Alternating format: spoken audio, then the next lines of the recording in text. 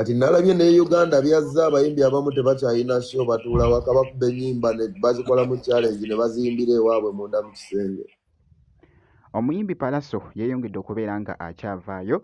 abaddeko ko wali munnange ate ku mukutu ogwa TikTok naye bannange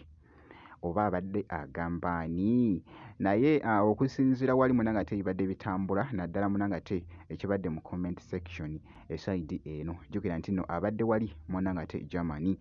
byengenda okubeera nga nkulagako ko maaso awo ku side yemu Alien Skin abaddeko ko mu kifo ekimu n'asooka munnange ate n'awaamu abawagizi be munnange ate omuziki ku side yemu mutabani wa Chameleone avuddeyo nga si mumativu munnange abadde ne byakakasa mu katambi eside eno kakati nno munnange nga bwe mbadde nkutegeeza wali munnange ate mu kutandika nti Pallaso avuddeyo ko wali mu katambi oba munnange ate ku live kwabadde ku mukutu ogwa TikTok naye bannange wabula Pallaso taggwayo abadde ne Great Icon babadde live ku mukutu munnange ate ogwa TikTok oba abadde agamba Alien oba abadde agamba ani kansuko nkuweekoko mu katambi kano nno ate ffe twagala zino ennyimba omanye Bulaaya baleese akantu ka tabbu so bw'osobola okuba n'omulimu naye ng'okolera waka Bulaaya ng'otudde wano nga gwe okolera tofuluma na kizimbe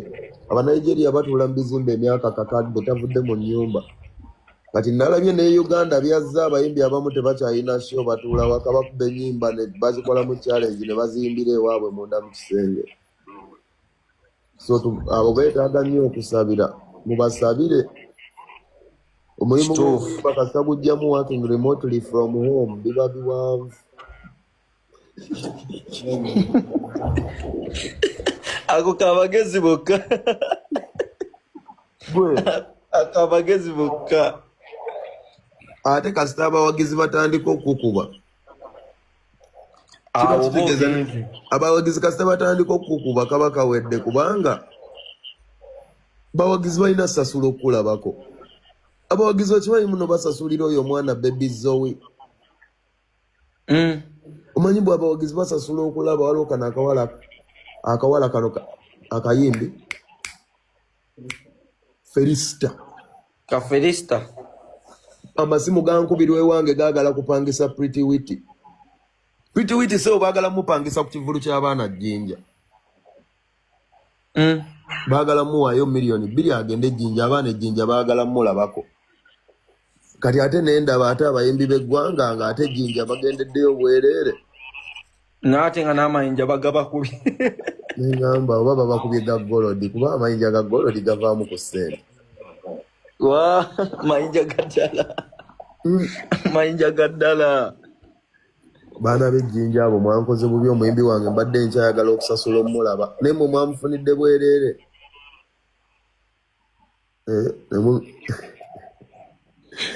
binyiiza birabe binyiiza tukabyo byanzijonkera wano ng'ate ab'ekisinde kyonna okyesobolera osirika nga toyagala kuba waamu n'ogamba kati kansirike mbeesonyiwe mbubi nabyo biraba birina ekyokufiirwa bifiirwa ki goloza tojjukira dda nga tuli bato nga Sweet Pepsi bamuzinga mu mpapula z'amawulire olowooza lwaki bamuteeka mu kaveera edda nga bamuyita Sweet Malevu kati tebalina kyakufiirwa era tebalina kye batugambayo tebakyalina kye batugamba abo tebakyalina kye batugamba tebabangana nako nakyo just bajja ne bafuna obuzibu n'omuyimbi akubye endongo yali ku mugaati nabo ne bafunayo akagaati akatonotono kano ka banezi ng'omwana ameredde ekirevu mu nnyumba kati atandise okusaba sengaawe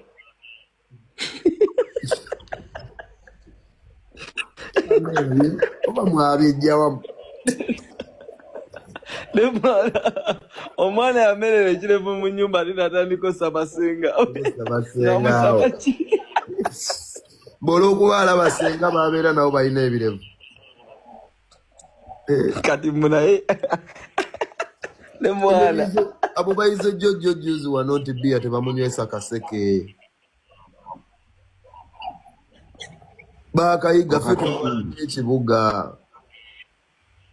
kati ate ekibuga mbu bajje batutegeerere tebamanyi nti bwe twabalaga akatabo tulina obupapula bwe twerekerayo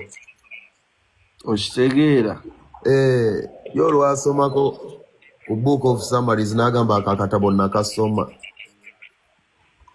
ate nga bo balina 96 gwolina ya fokwaya sebo Allah paka olina kitabo kya fokwaya yoyo nno munnangate Palaso jjukira nti nno ffe tuliwo munnangate okubeera nga tukubuulira ebigenda mu maaso ku baselebrity bo munnangate esaidi so akatambi ako ndabye nga kabadde kakutte akati ku social media oba munnangate ku live Palaso gye yabaddeko wali munnangate ku mukutu ogwa TikTok ku saidi yemu nga nkongeddeyoko wali Alien Skin avuddeyoko wali mu katambi abaddekoko n'ekifo munnangate kye yabaddemu morale emu akapande basomye bubi obaga basomye majimboyi wama wewenjagawayite empanga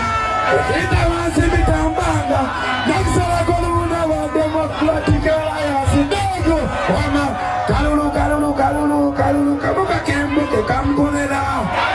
kalulu kalulu kalulu kalulu ako kakembuke kamkolera. Yeah, man, respect. Big up on yourself. They are representing man legendary Chimenke. Oyakuzolega. nga boogezaako okulaba abaddekoko n'ekifo munnangate kye yabaddemu nga boogezaako okulaba akatambi ako n'asooka n'akuba munnangate abawagizi be omuziki ogwabadde gukutte vayibu ku sayidi y'emu nga nkongeddeyoko mutabani wa Chameleone amanyiddwa nga Abba Makasi avuddeyoko wali mu katambi abadde nno nga si mumativu jjukira nti nno mwana mulenzi ono yatuledinga nnyo ebiseera ebyo nakati nno akyayogeza munnangate abamu obwama ne girlfriend we jjukira nti nno nakutegeezakokko munnange ebitono ebikwata ku girlfriend we ono jjukira nti nno mu Filipino nga bwogeza ku munnangate okulaba kakati nno Abba Makasi avuddeyoko n'agamba nti nno yiyi bannange lwaki abantu munnangate babeera banjogerera mu comment section kiki bannange nazza gwakinze lwaki munnangate munjogerera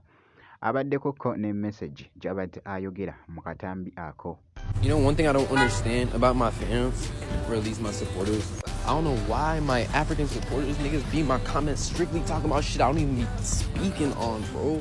Like, please, when I make a video, just interact with the video and the substance I'm putting out into the video, please. You know, one thing I don't understand about my fans, or at least my supporters, I don't know why my African supporters niggas be my comments strictly talking about shit I don't even be speaking on, bro. Like, please, when I make a video, just interact with the video and the substance I'm putting out into the video, please. Ndowooza munnange obirabye esayidi awo Abba Makasi bw'atyo munnange bw'abadde n'obubaka eri abo ababadde bakomentinga ku vidiyo ze nga munnange era nga bw'owulidde bw'abadde abyogera mu katambi.